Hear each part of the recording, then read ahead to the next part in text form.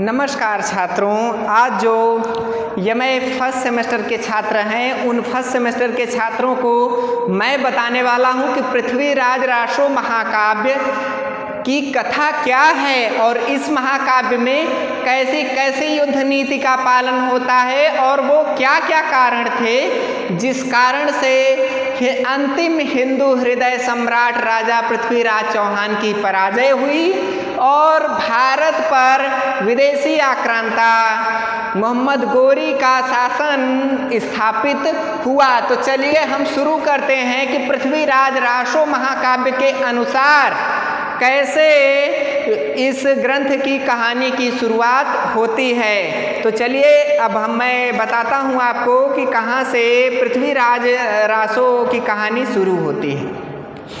आप पहले ही जानते हैं कि पृथ्वीराज रासो 2500 पृष्ठों का एक विस्तृत महाकाव्य है। पृथ्वीराज रासो के अनुसार जो चौहान वंश का पहला राजा था, चौहान वंश का पहला राजा माणिक्य राव था। और यह कैसे पैदा हुआ?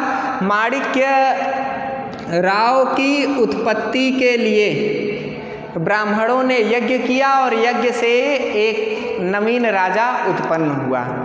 अब देखिए इसके बारे में कथा यह प्रचलित है कि सूर्यवंशी, चंद्रवंशी, मयूरवंशी जब क्षत्रिय हार चुके थे और वे विदेशी आक्रांताओं से भारत देश की रक्षा करने में सक्षम नहीं बचे थे, तो उस समय पूरे राजाओं ने एकत्रित होकर एक यज्ञ किया और उस यज्ञ के उपरांत एक राजा उत्पन्न हुआ जिसका नाम माणिक्य राव था।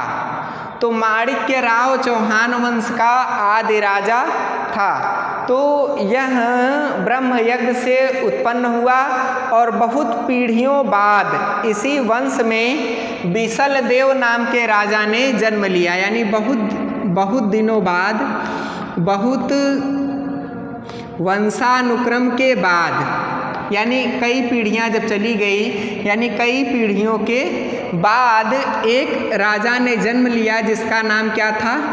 बिसल देव।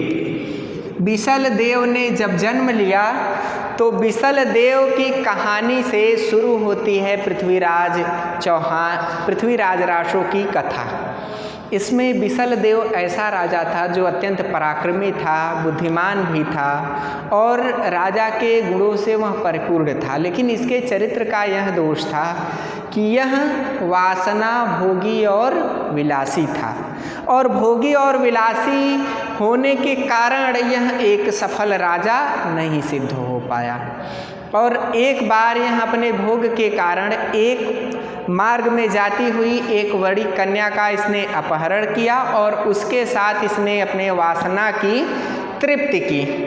तृप्ति करने के उपरांत उस वणिक कन्या ने इस बिसल देव को श्राप दे दिया कि तुम नरभक्षी हो जाओ।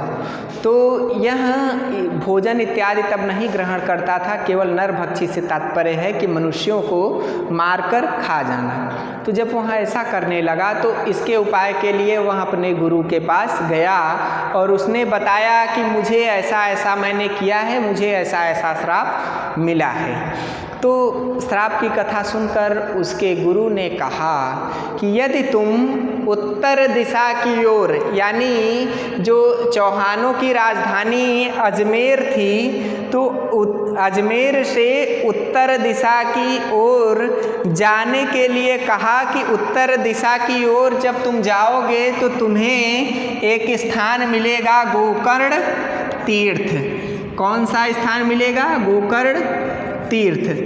तो गोकर्ण तीर्थ में जब तुम पहुँचोगे, वहाँ की नदी में जब स्नान करोगे तो तुम इस पाप से मुक्त हो जाओगे। इतनी बात जब बिसल देव सुनता है तो वह गोकर्ण तीर्थ की ओर चल पड़ता है। लेकिन रास्ते में ही जब वह जा रहा होता है तभी रास्ते में एक सांप ने बिसल देव को काट लिया तो बिसल देव के सांप काटने की सूचना जब राज दरबार में पहुंचती है तो बिसल देव की पत्नी भी वहां पहुंचती हैं और विलाप करते करते बिसल देव के साथ सती हो जाने का निर्णय ले लेती हैं। और जब वो सती होती हैं बिसल देव के साथ, तभी बिसल देव और उनकी पत्नी की चिता से एक ज्वाला निकलती है। चिता से क्या निकलती है? ज्वाला निकलती है। उस ज्वाला का नाम ढूंढा रखा जाता है, जो एक राक्षसी थी और नगर के समस्त लोगों को पकड़ पकड़ करके वह खाने लगती है। और खाते खाते वह बिसल देव का पुत्र जब उससे युद्ध करने के लिए जाता है तो वहाँ वह राक्षसी बिसल देव को खा जाती है। लेकिन उस समय वहाँ की जो रानी थी, यानी बिसल देव के पुत्र की जो पत्नी थी, वह पत्नी उस स्थान पर नहीं थी, वह अपने पिता के घर गई हुई थी। तो पिता के घर जाने के कारण वह बची रही और उनके गर्भ में एक पुत्र था जो बिसल देव के पुत्र की मृत्यु के बाद पैदा हुआ। जब इस बात की सूचना रानी को मिली तो रानी ने अजमेर यानी चौहानों की जो राजधानी थी वहाँ न जाने का निर्णय लिया और वो वहाँ नहीं गई और अपने पुत्र को इन्होंने संस्कारों से युक्त करके धीरे धीरे बड़ा किया। जब उनका पुत्र बड़ा हुआ तो उस पुत्र का नाम बिसल देव के पुत्र की पत्नी यानी बिसल देव की बहू ने उस पुत्र का नाम अनल रखा। अनल यानी अब बिसल देव के बाद कौन स्कूल में पैदा हुआ? बिसल देव का पुत्र था और पुत्र के बाद अगले में कौन पैदा हुआ? अनल।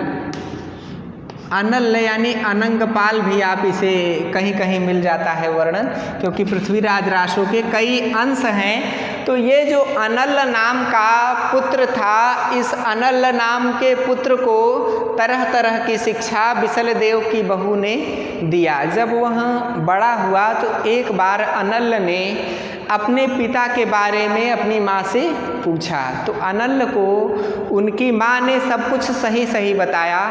तो अब अनल जो था, अनल ने जब यह कहानी अपने माँ के मुंह से सुनी तो वह पुत्र से बदला लेना चाहती है। अनल इस कहानी को सुनकर वह जो बिसल देव और उसके पत्नी की ज्वाला से उत्पन्न आकृति थी जिसका नाम ढूंढा था, ढूंढा नाम की राक्षसी था, उससे अनल बदला लेना चाहता है और बदला लेने के लिए वह उत्तेजित हो जाता है कि मैं क्षत्रिय हूँ। फिर अनल की माँ विलाप करने लगती है और उसे समझाती है, कहती है कि उसे युद्ध और पराक्रम से कभी भी तुम नहीं मार सकते। जब भी उसे मार सकते हो तो उसके साथ मित्रता करके, उससे दोस्ती करके तुम उसे प्रसन्न करो और प्रसन्न करके तुम उसे इस राज्य से बाहर जाने की बात कहो। जब इतना वह सुनता है तो अपनी माँ को वह वचन देता है कि मैं उस राक्षसी को प्रसन्न करूँगा। तब अनल अजमेर आता है। अजमेर आकर वह राक्षसी की खोज में पूरे अजमेर में जाता है और जगह जगह खोजता है। अंत में वह राक्षसी उसे एक पहाड़ी गुफा में मिलती है, जहाँ वह उस ढूंढा राक्षसी को अपनी बातों से प्रभावित कर देता है। तो राक्षसी उससे कहती है कि तुम कोई भी वरदान मांग लो।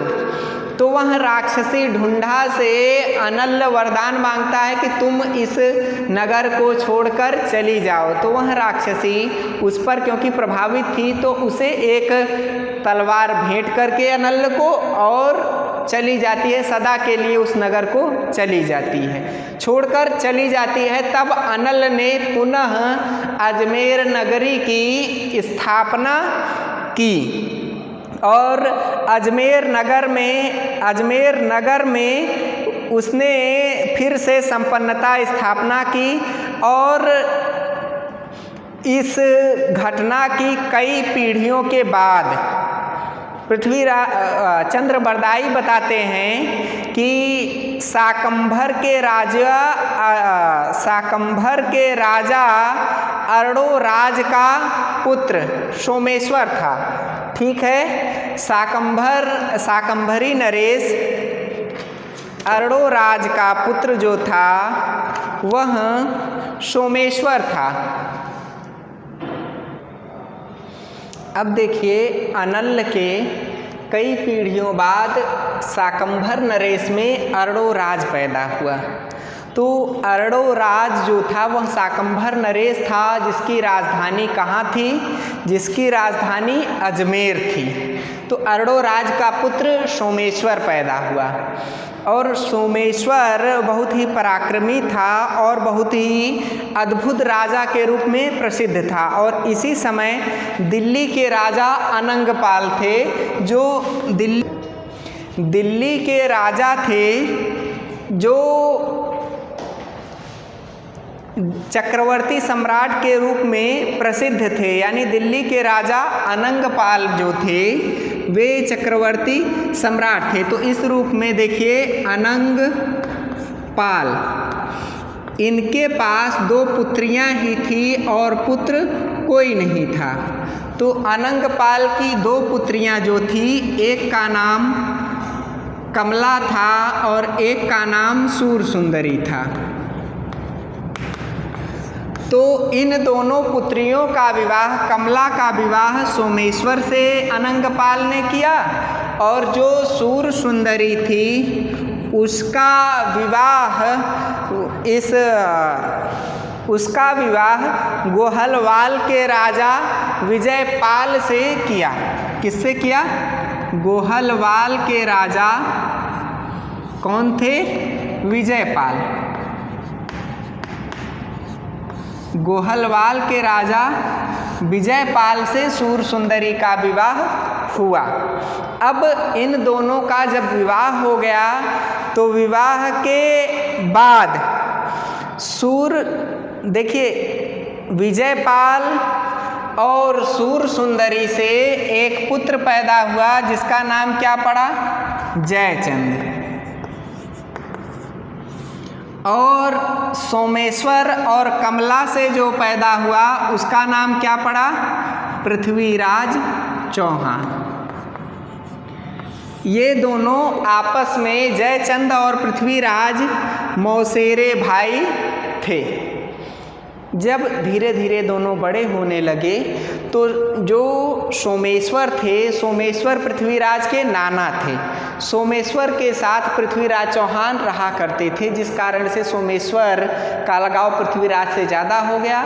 और कुछ समय के उपरांत सोमेश्वर ने दिल्ली की गद्दी पृथ्वीराज चौहान को सौंप दी, जिस कारण से कि दिल्ली और अजमेर दोनों का शासक पृथ्वीराज चौहान हो गया।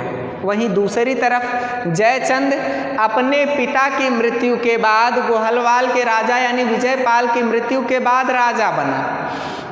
जो गोहलवाल यानी एक छोटा सा राज्य था, वहीं जो दिल्ली और अजमेर के आपस में मिल जाने के कारण ये राज्य जो थे, ये दिल्ली, यह एक चक्रवर्ती सम्राट के रूप में प्रसिद्ध हुआ। जयचंद को जब नाना सोमेश्वर ने कुछ नहीं दिया, इस कारण से वह पृथ्वीराज से ईर्ष्या करने लगा और दोनों के बीच ईर्ष्या की भावना संपत्ति विवाद से उत्पन्न हुई।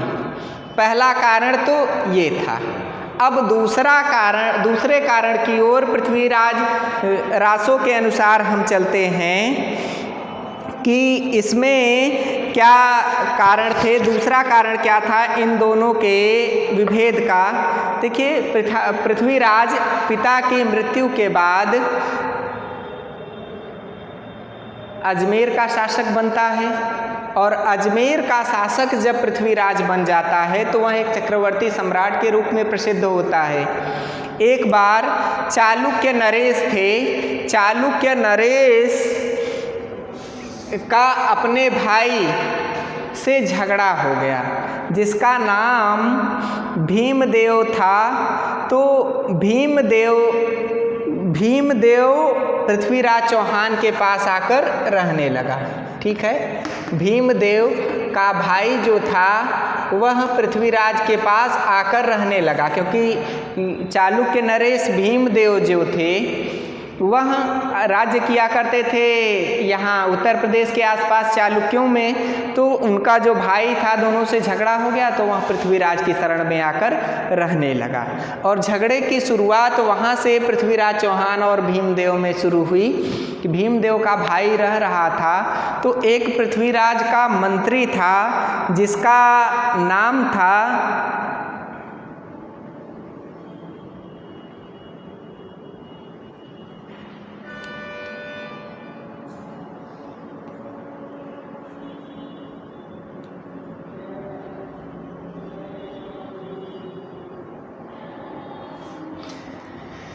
कन्ह।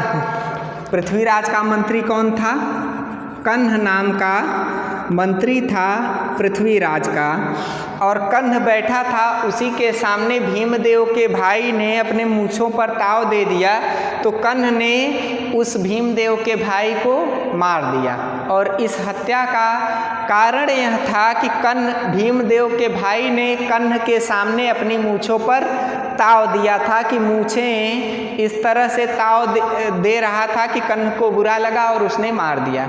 तो इस पर जब भीमदेव दुखी हुए और पृथ्वीराज के पास उन्होंने संदेश भेजा, तो पृथ्वीराज चौहान ने कन्ह को यानी अपने मंत्री को केवल नज़रबंद रहने का आदेश दिया और यह कहा कि केवल युद्ध के समय तुम अपनी आंखें खोल सकते हो, यानी उचित दंड न दिया, जिससे कि पृथ्वीराज और भीमदेव और पृथ्वीराज आपस में संतुष्ट नहीं हुए और भीमदेव भी पृथ्वीराज चौहान से ईर्ष्या करने लगा।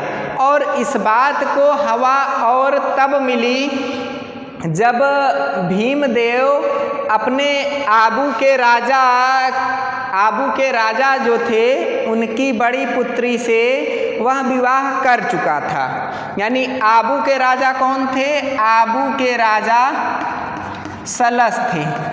तो सलस की बड़ी पुत्री से भीमदेव विवाह कर चुका था और उसकी जो दूसरी पुत्री थी उससे भी वह विवाह करना चाहता था, जिसके कारण जब सलस को यह बात पता चली तो सलस ने अब उससे सहायता मांगी, पृथ्वीराज चौहान से सहायता मांगी और पृथ्वीराज चौहान ने सलस की सहायता भी की, जिस कारण से भीमदेव जो था वह युद्ध में पराजित हुआ और सलस अपनी पुत्री, जिस पर भीमदेव नज़र गड़ाए हुए था, इंछनी, उसके विवाह का प्रस्ताव पृथ्वीराज से रखा और पृथ्वीराज ने अपना सर्वप्रथम विवाह आबू के राजा सलस की पुत्री इंछनी से कर लिया। यहाँ तक बात अब क्लियर हो गई। इसके बाद क्या होता है? इसके बाद समुद्र शिखरगढ़ के राजा विजयपाल अपनी पुत्री का विवाह कुमोदमणि से तय कर चुके थे। ठीक है, किससे? समुद्र शिखरगढ़ के राजा कौन थे? समुद्र शिखरगढ़ के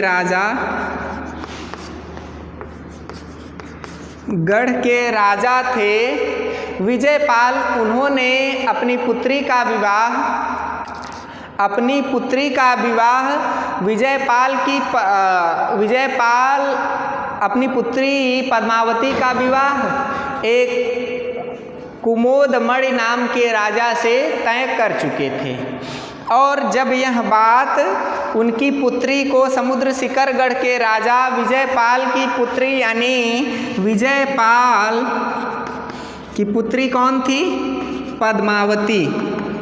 पद्मावती को जब यह बात पता चली तो क्योंकि वह समुद्र शिखरगढ़ के राजा जरूर थे, लेकिन कुमोदमणि जिससे विजयपाल ने उसका विवाह तय किया था, जो कुमोदमणि था, कुमोदमणि पर वह आसक्त नहीं थी। वह एक बार एक तोते को वह अपने साथ रखती है, तोते को अपने साथ रखती है, तो तोते ने एक वीर योद्धा की सुंदरता की चर्चा उस पद्मावती से किया था। तो पद्मावती तोते द्वारा बताई गई बात को सुन करके उसके रूप पर आसक्त हो जाती है और वह तोते के माध्यम से दिल्ली के राजा पृथ्वीराज चौहान के पास संदेश भेजती है कि आप मुझसे विवाह करो, मेरे पिता कुमोदमणि से मेरा विवाह करना चाहते हैं। तो जब यह बात पृथ्वीराज चौहान को पता चलती है तो पृथ्वीराज चौहान अपनी सेना सहित आता है और समुद्र शिखरगढ़ पर हमला कर देता है, जहां पर विजयपाल और कुमोदमणि की पराजय होती है और वह पद्मावती का हरण करके ले जाता है और विवाह करता है। तो इस तरह से पृथ्वीराज दूसरा विवाह करता है। एक तरफ तो चालुक्यों से उसका विद्रोह हो गया, दूसरी तरफ विजयपाल जो समुद्र शिखरगढ़ के राजा थे उनसे विद्रोह हुआ और कुमायूं के राजा कुमोदमणि से भी पृथ्वीराज चौहान का विवाद हो गया। अब ये तो रही यहाँ तक की बात। देखिए पद्मावती समय में आपके पाठ्यक्रम में यही कहानी निर्धारित है, यानी विजयपाल विवाह तय करते हैं कुमायूं के राजा कुमोदमणि के साथ पद्मावती का, लेकिन पद्मावती एक तोते को लेती है, तोते को अपने साथ लेती है। तो तोता एक कहानी उसे सुनाता है जिस राजा की और कहता है कि आपकी और उनकी जोड़ी बहुत अच्छी रहेगी। लेकिन जब यह सूचना मिलती है पद्मावती को तो कि उसका विवाह दूसरे से होने वाला है, तो वह तोते के माध्यम से पृथ्वीराज को संदेश भेजती है। पृथ्वीराज आता है और आकर के पद्मावती का हरण करता है, विजयपाल को भी हराता है, कुमोदमणि को भी हराता है और उसे लेकर दिल्ली चला जाता है और वहाँ उससे विवाह भी करता है। अब तीसरी बात, यानी ये तो रहा देसी राजाओं के आपसी विद्रोह का, चाहे जयचंद से हो, चाहे विजयपाल से हो, चाहे कुमोदमणि से हो, चाहे भीमदेव से हो, यानी 4 राजाओं को केवल विवाह के लिए विद्रोही उसने बना लिया था। अब शुरू कहाँ से होता है, अब अगली बात कहाँ से आती है कि गोरी से कैसे विद्रोह शुरू होता है। गोरी से इस तरह से युद्ध शुरू होता है कि जब गोरी गजनी का राजा था तो उसका एक दरबारी था। कौन था दरबारी? हुसैन खां। गोरी जो गजनी यानी अफ़गानिस्तान का राजा था, गजनी का राजा था, उसका एक शिष्य था, उसका एक दरबारी था। कौन? हुसैन खां। वह क्योंकि गोरी का चित्रकार था और वह एक स्त्री से प्रेम करता था जिसका नाम चित्ररेखा था। तो गोरी एक बार हुसैन खां की प्रेमिका से मिलना चाहता है और उसके रूप को देख लेता है, तो वह सोचता है कि मैं ही इससे विवाह कर लूँ। तो वह विवाह करना चाहता है और स्वयं वह सोचता है, गोरी यह सोचता है कि यह तो हमारा दरबारी है, यदि मैं हुसैन खां को चित्ररेखा को मनाने के लिए भेजूंगा तो अवश्य ही चित्ररेखा मेरी बात मान लेगी, मेरे दरबारी की बात मान लेगी, क्योंकि यह दोनों एक दूसरे से प्रेम करते हैं। तो जब यह बात हुसैन खां को पता चलती है तो वह चित्ररेखा को बताता है। चित्ररेखा हुसैन खां से कहती है कि मुझे लेकर कहीं दूर चलो। तो हुसैन खां चित्ररेखा को लेकर पृथ्वीराज चौहान के दरबार में भाग आता है। तो पृथ्वीराज चौहान के दरबार में आकर जब वह शरण लेता है तो गोरी पृथ्वीराज चौहान को संदेश भेजता है कि हुसैन खां और चित्ररेखा को आदर सहित यदि वापस कर देगा तो दोनों राजाओं में मित्रता हो जाएगी, अन्यथा युद्ध करना पड़ेगा। तो उस समय पृथ्वीराज चौहान जो है वह इस बात से उस बात से कि क्षत्रियों की शरण में आए हुए आगंतुकों को वह सौंपा नहीं करते, क्षत्रिय सौंपा नहीं करते। युद्ध करना है तो आकर युद्ध कर लो, क्योंकि अपने शरण में आए हुए लोगों की रक्षा करना ही क्षत्रिय का धर्म है। तो गोरी में और पृथ्वीराज चौहान में पहली बार युद्ध होता है, जिसमें गोरी पराजित होता है। फिर गोरी क्षमा याचना करता है और वह फिर चला जाता है। अब इसके बाद अगली, यानी अब गोरी भी पृथ्वीराज चौहान का शत्रु हो गया था। अब इसके बाद क्या होता है, इसके बाद जो पृथ्वीराज चौहान है वह पुडीर की पुत्री दाहिमी से विवाह करता है और पुडीर से युद्ध करके पुडीर को युद्ध में पराजित करता है, जिससे पुडीर भी इसका शत्रु हो जाता है। फिर इसके बाद वह नटराजा देवगिरी की पुत्री दाहिमी के रूप रंग पर मोहित हो जाता है। यानी देवगिरी के राजा जो थे वे नटराजा थे। नटराजा जो देवगिरी के राजा थे, तो देवगिरी के राजा की जो पुत्री थी दाहिमी पर पृथ्वीराज चौहान जो है यह आसक्त हो जाता है और आसक्त होकर इससे विवाह करना चाहता है। लेकिन अब इसमें क्या बात है, जयचंद का विवाह दाहिमी से पहले से ही तय था। तो जयचंद का विवाह इससे तय था और फिर जब जयचंद और दाहिमी की कुंडली का मिलान किया जाता है तो जयचंद की अल्पायु बताई जाती है। यह सुनकर दाहिमी जयचंद से विवाह करना नहीं चाहती है। नटराजा जो देवगिरी के राजा थे वो तो चाहते थे जयचंद से विवाह करना, लेकिन दाहिमी विवाह नहीं करना चाहती है। और फिर दाहिमी के कहने पर जो नटराजा थे उन्होंने जयचंद को अल्पायु बताकर उनसे विवाह न करने का जब प्रस्ताव रखा तो जयचंद ने उससे युद्ध करने का प्रस्ताव रखने लगा। जयचंद जो था, तो जयचंद की बात यहाँ युद्ध रखने का जब प्रस्ताव रखा तभी एक हंस द्वारा पृथ्वीराज की वीरता की कहानियाँ सुन करके दाहिमी मोहित होती है और मोहित होकर पृथ्वीराज चौहान से जयचंद को युद्ध में हराकर और उसका हरण करने की बात कहती है। तो यहीं पृथ्वीराज चौहान जो है वो इसी तरह का कार्य करता है और विवाह कर लेता है। और तीसरी हवा तब मिलती है जब जयचंद का विवाह शशिव्रता से तय होता है।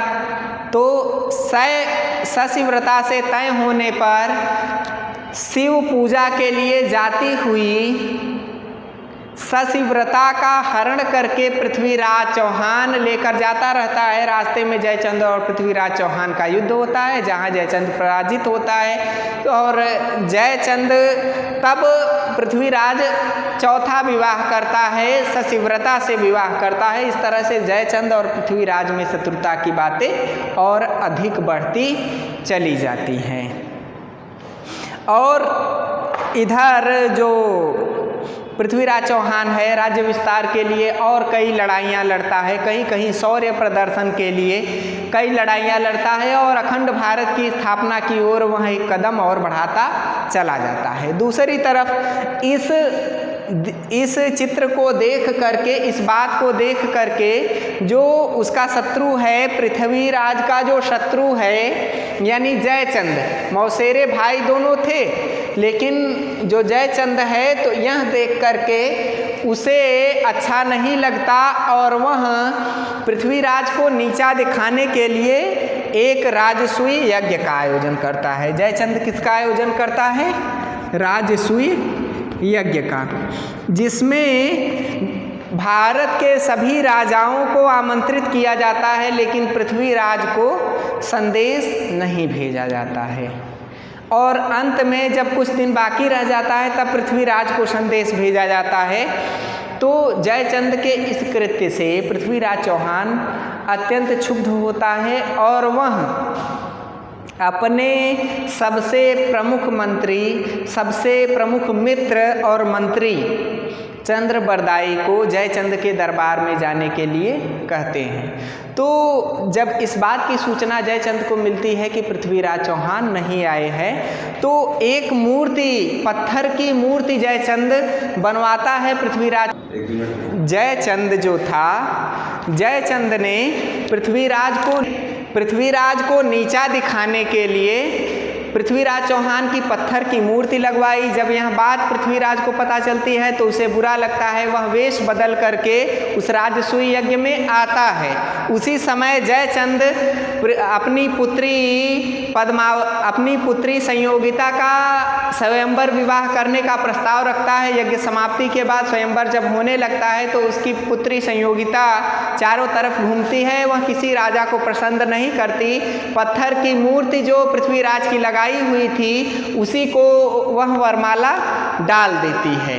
तो वरमाला डालने के बाद जब यह दृश्य जयचंद देखता है तो वह अत्यंत दुखी होता है। क्रुद्ध होकर अपनी पुत्री संयोगिता को वह कैद करवा देता है। कैद करवाने के बाद वह एक अत्यंत गुप्त स्थान पर उसे ले जाता है जहाँ किसी को सूचना नहीं थी, किंतु चंद्रबरदाई की चतुराई से यह बात पृथ्वीराज को पता चल जाती है कि गंगा नदी के किनारे उन्हें कैद किया गया है, अर्थात संयोगिता को कैद किया गया है। तो इस बात का पता करके जो पृथ्वीराज चौहान है वह जाता है और वहाँ जयचंद की पुत्री संयोगिता का हरण करके और जयचंद से भीषण युद्ध करता है। जहाँ पर पूरे भारत के राजा थे वहाँ भीषण युद्ध होता है। बहुत सारे सैनिक जयचंद के भी मारे जाते हैं और बहुत सारे सैनिक पृथ्वीराज चौहान के भी मारे जाते हैं। पृथ्वीराज चौहान एकदम छत विछत हो जाता है, लेकिन अंत में पृथ्वीराज चौहान की विजय होती है। तो वहाँ युद्ध के बाद आकर के पृथ्वीराज चौहान संयोगिता के प्रेम में अत्यंत लिप्त हो जाता है। अत्यंत प्रेम में लिप्त होने के कारण पृथ्वीराज चौहान अपनी सेना पर ध्यान नहीं देता है। दूसरी तरफ जयचंद मोहम्मद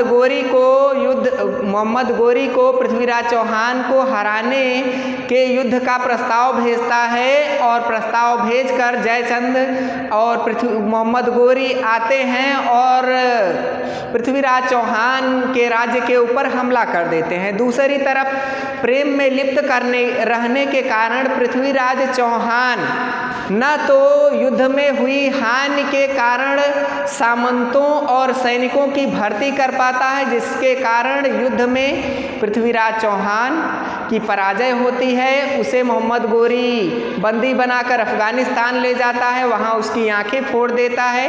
तब चंद्रबरदाई कहते हैं कि उसी समय वो अपने ग्रंथ पृथ्वीराज रासो की रचना का भार अपने पुत्र जल्हड़ को देकर वो भी अपने मित्र की सहायता के लिए पहुंच जाते हैं, जहां मोहम्मद गोरी को वो अपनी बात से प्रभावित कर लेते हैं और अदृश्य अस्त्र चलाने की कला को देखने का आग्रह करते हैं। तो जब इस तरह की कला को देखने के लिए गोरी राजी हो जाता है तो उसी समय पृथ्वीराज चौहान को दरबार में लाया जाता है, जहां पर मोहम्मद गोरी बहुत ऊंचाई पर बैठा हुआ था और उस समय पृथ्वीराज चौहान के हाथ में धनुष और बाण दिया जाता है चलाने के लिए। तो जब धनुष बाण उनके हाथ में मिलता है तभी अदृश्य काव्य की रचना करने वाले चंद्रबरदाई एक पंक्ति बोलते हैं, 4 बांस 24 गज अंगुल अश प्रमाण ताऊ पर सुल्तान है मत चूको चौहान। इतनी बात सुन करके पृथ्वीराज चौहान धनुष बाण चला देता है और गोरी उसी सिंहासन पर उसे जाकर बाण लग जाता है और उसकी मृत्यु हो जाती है। और चंद्रबरदाई और पृथ्वीराज चौहान दोनों शत्रुओं से घिरे होने के कारण एक दूसरे को कटार मार करके एक दूसरे को अपने आप को इस पृथ्वी पर समाहित कर लेते हैं और अपना अंत कर लेते हैं। इस तरह से यह 69 समयों का महाकाव्य पृथ्वीराज रासो समाप्त होता है। इसके बाद जब हम अगले प्रकरण में मिलेंगे तो आपसे अगले बात पर चर्चा करेंगे। तब तक के लिए धन्यवाद।